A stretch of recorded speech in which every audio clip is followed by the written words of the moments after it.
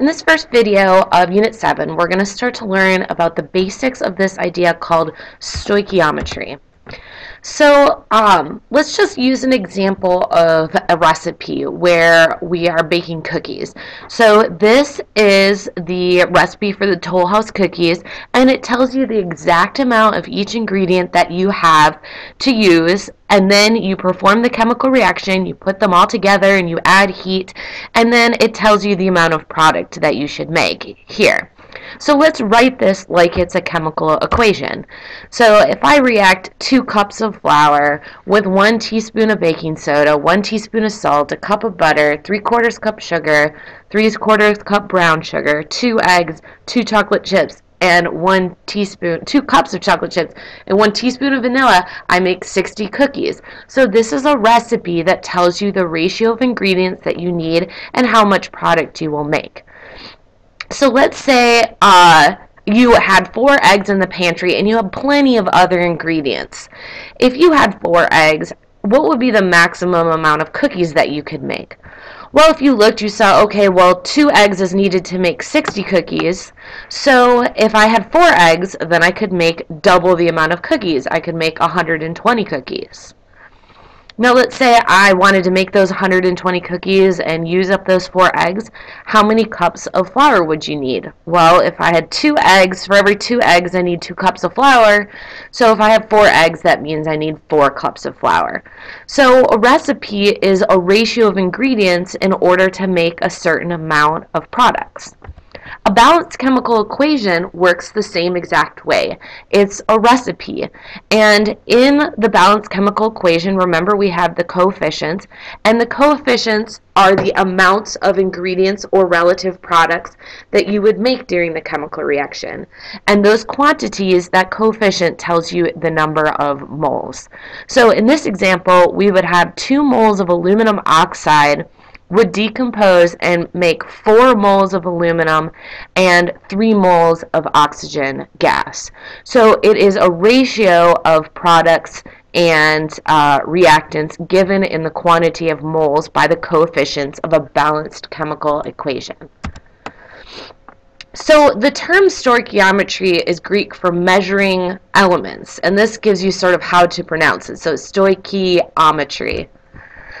And basically, it's the performing calculations given quantities of a chemical reaction based on a balanced chemical equation. So we're going to start with just the very simplest kind of problems where we're looking at the ratio of moles to moles and moles to mole conversions. But let's just look at trying to identify mole to mole ratios given the balanced chemical equation. In the next video, we'll actually do some conversions. So if you look here, you have, this is the same equation we have here. So it says each time we use 2 moles of aluminum oxide, we also make 3 moles of oxygen. So we could set up a mole to mole ratio showing the ratio of reactant to product or product to reactant. So that would look like this. For every 2 moles of aluminum oxide, I make 3 moles of oxygen.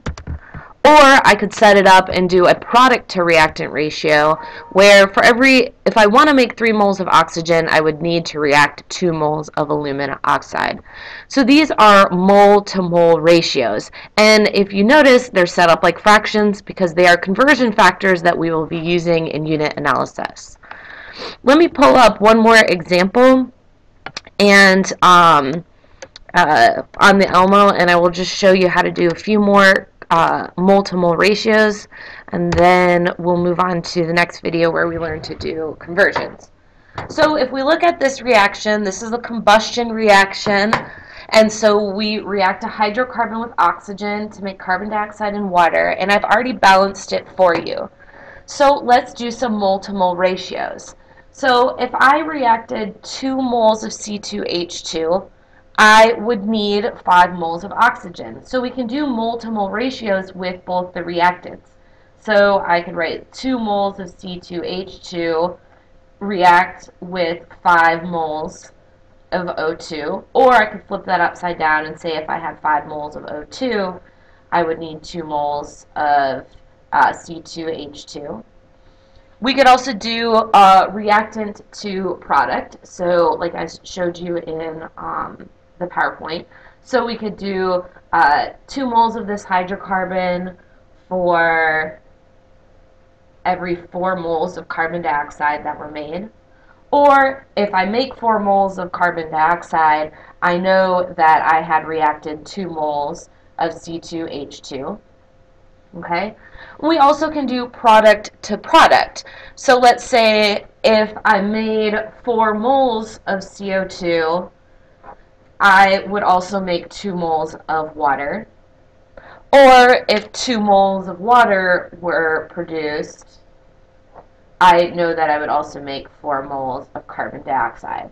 So there are a few more ratios that can be pulled out of this reactant to product, like the water or the oxygen to water or water to oxygen.